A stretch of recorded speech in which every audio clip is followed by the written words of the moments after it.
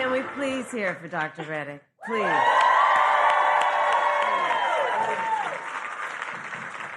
Please have a seat, everyone. Please have a seat. It's so good to be back in Atlanta. Thank you all.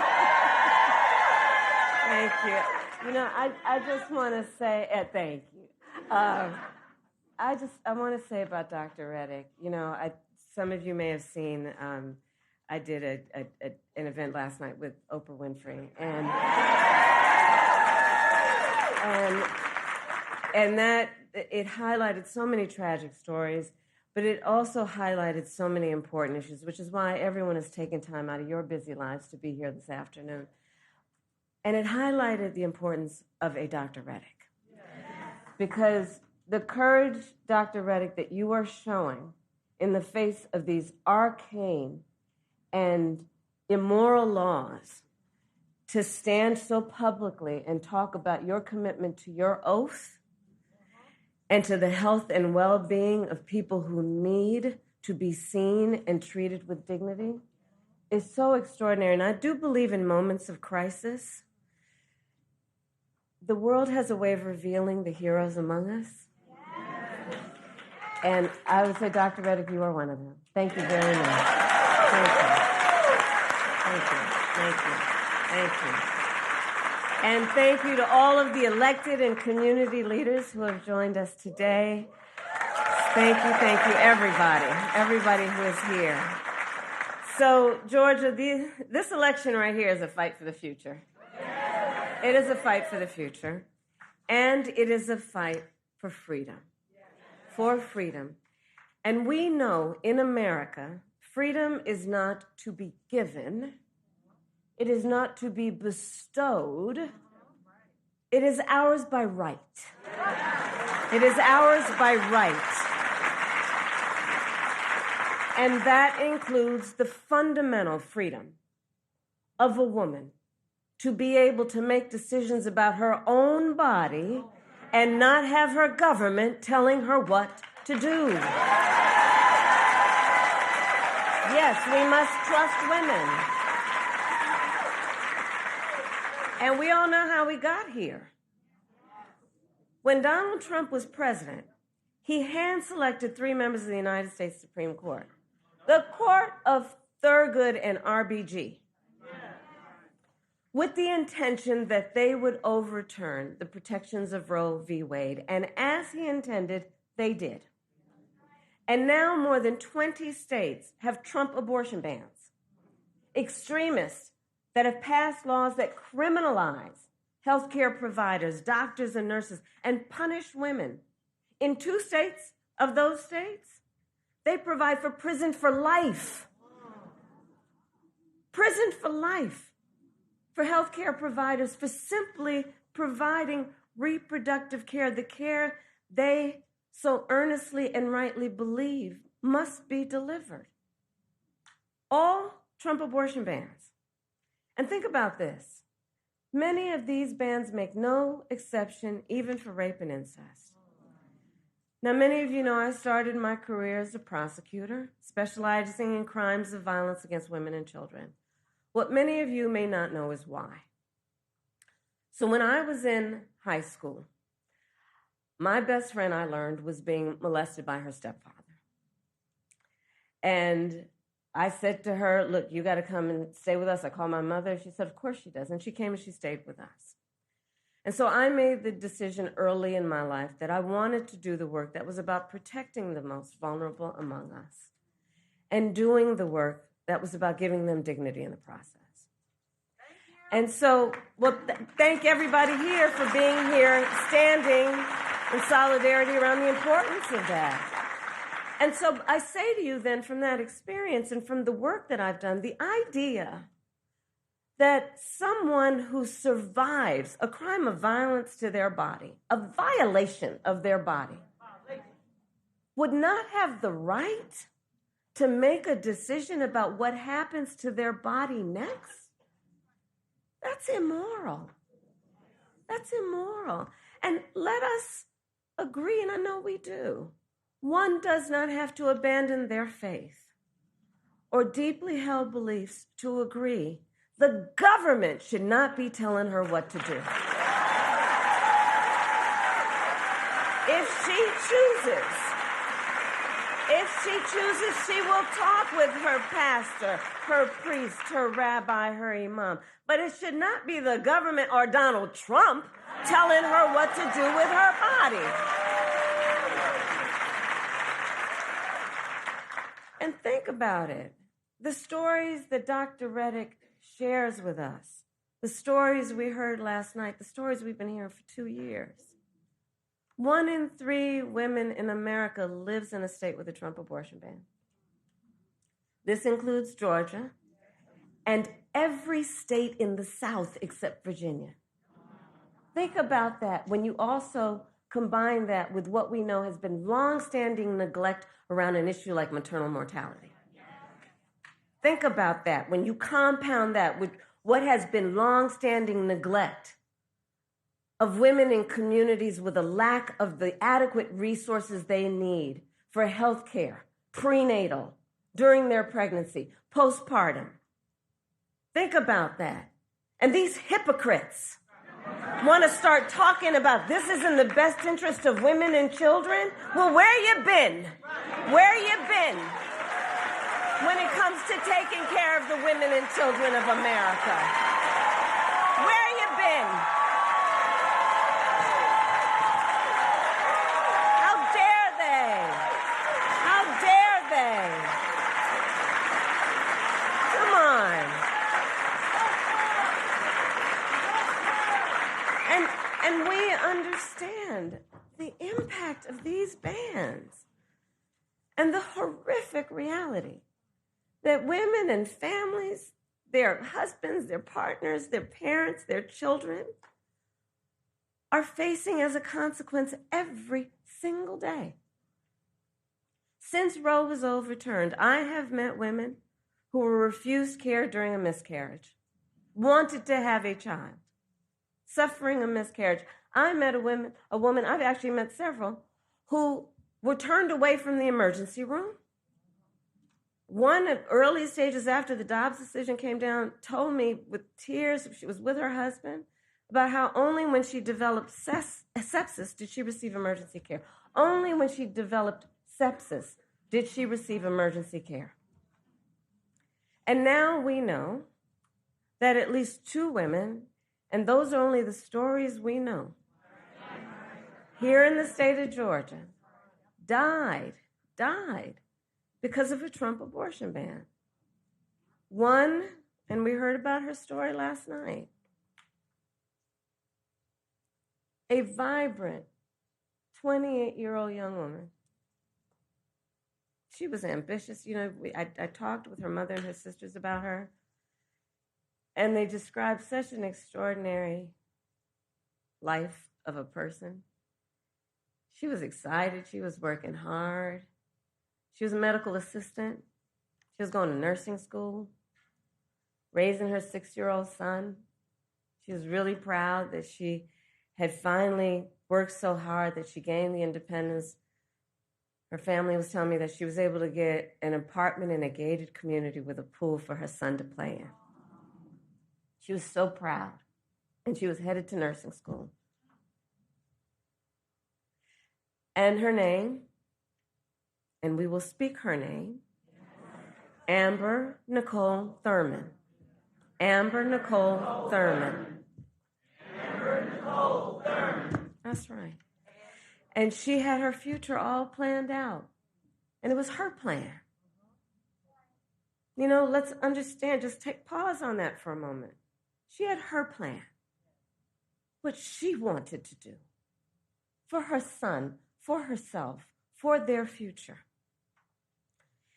And so when she discovered that she was pregnant, she decided she wanted to have an abortion. But because of the Trump abortion ban here in Georgia, she was forced to travel out of state to receive the health care that she needed. But when she returned to Georgia, she needed additional care. So she went to a hospital. But you see, under the Trump abortion ban, her doctors could have faced up to a decade in prison for providing Amber the care she needed. Understand what a law like this means. Doctors have to wait until the patient is at death's door before they take action. You know, on the other side of my, you know, the other folks, Trump and his running mate, and they'll talk about, oh yeah, but I do believe in the exception to save the mother's life. Okay, all right, let's break that down, shall we? Let's break that down. Let's break that down. So we're saying that we're going to create public policy that says that a doctor, a healthcare provider, will only kick in to give the care that somebody needs if they're about to die?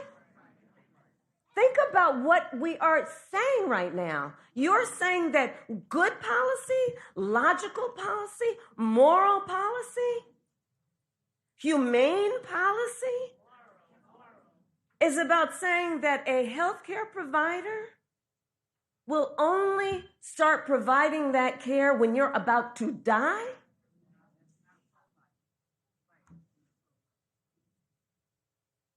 And so Amber waited 20 hours. 20 hours. Excruciating hours. Until finally she was in enough physical distress that her doctors thought they would be okay to treat her. But it was too late. She died of sepsis. And her last words to her mother, which her mother, as you know, tears up and cries every time she speaks it. Last words to her mother, promise me you'll take care of my son.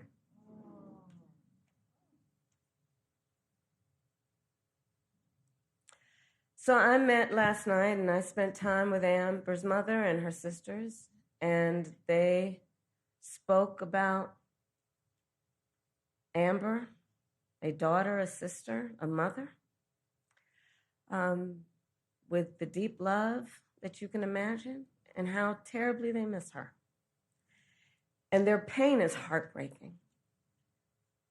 It's heartbreaking.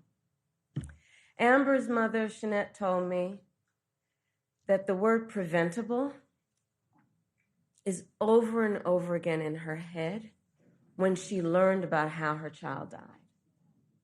The word preventable. She can't stop thinking about the word that they spoke to her. It was preventable. Because you see, medical experts have now determined that Amber's death was preventable. And through the pain and the grief of her mother, who courageously told her story, I promised her, as she has asked, that we will make sure Amber is not just remembered as a statistic. That she will not just be remembered as a statistic. So that people will know she was a mother and a daughter and a sister, and that she was loved, and that she should be alive today. And that she should be alive today. And many of us remember, there's so many leaders here, from 2 years ago when the Dobbs decision came down. We knew this could happen. There is a word preventable, and there is another word, predictable.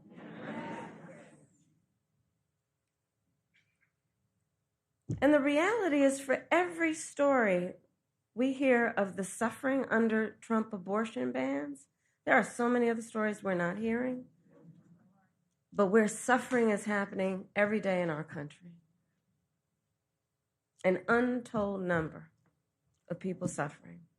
Women who are also being made to feel as though they did something wrong. The judgment factor here is outrageous. Being made as though to feel as though they are criminals, as though they are alone. So to those women, to those families, I say on behalf of what I believe we all say, we see you and you are not alone, and we are all here standing with you. Standing with you. You are not alone. You are not alone.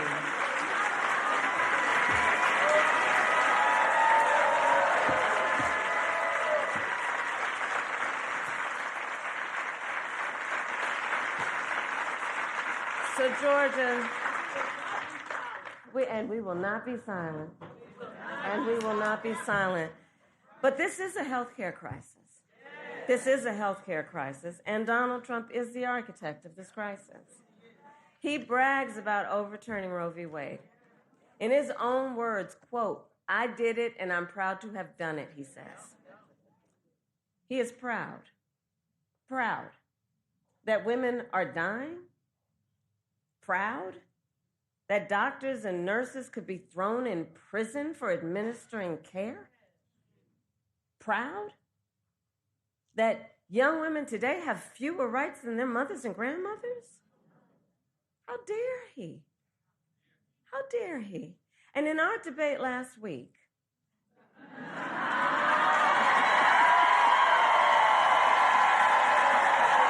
that was fun.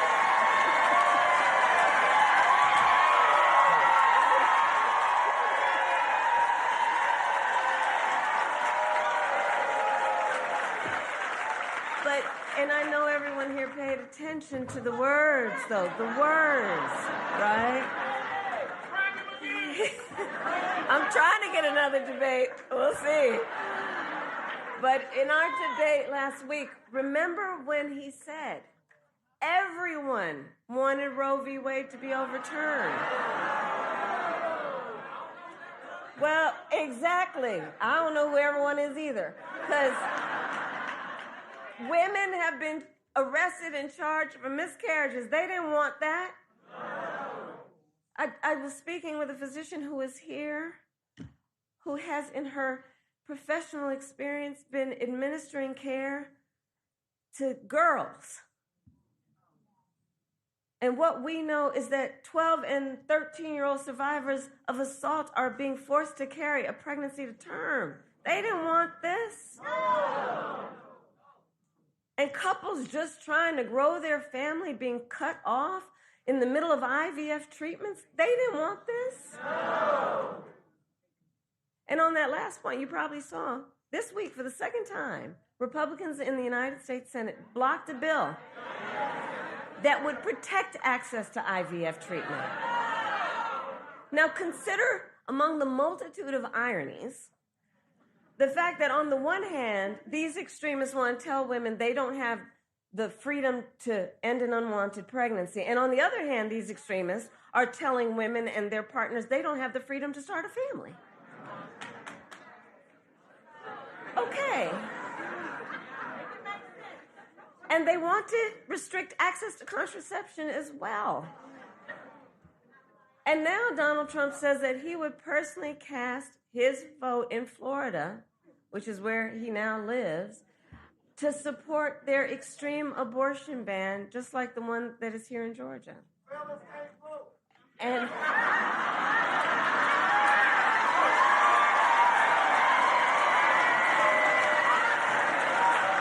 well, that's a whole different policy discussion that we'll have for another day. But let's understand, if he is elected again as president, Donald Trump will go further.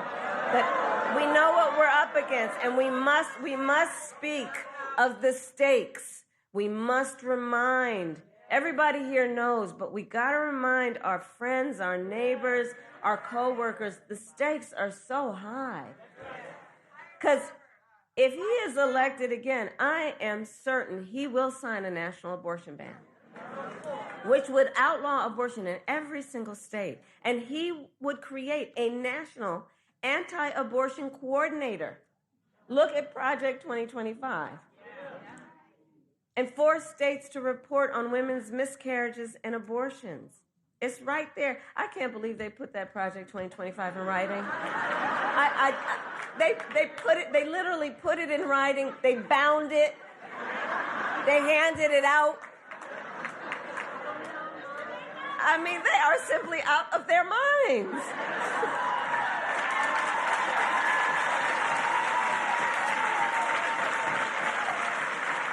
And it's clear that they just don't trust women. Well, we trust women. We trust women.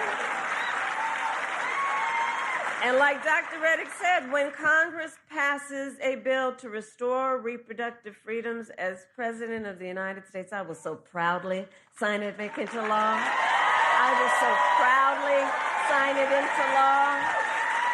Proudly sign it into law. So, 46 days to go.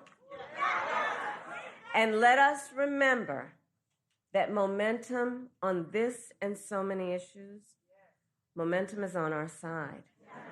Let's remember, since Roe was overturned, every time reproductive freedom has been on the ballot, from Kansas to California to Kentucky, in Michigan, Montana, Vermont, and Ohio, the people of America have voted for freedom. The people of America have voted for freedom. And not just by a little, but by overwhelming margins, from so-called red states to so-called blue states, providing and making clear also, this is not a partisan issue. This is not a partisan issue. And it is proving that the voice of the people has been heard and will be heard again. And will be heard again. So, 46 days to go in probably the most consequential election of our lifetimes. And with that, then, today I ask Georgia, are you ready to make your voices heard? Do we trust women? Do we believe in reproductive freedom? Do we believe in the promise of America?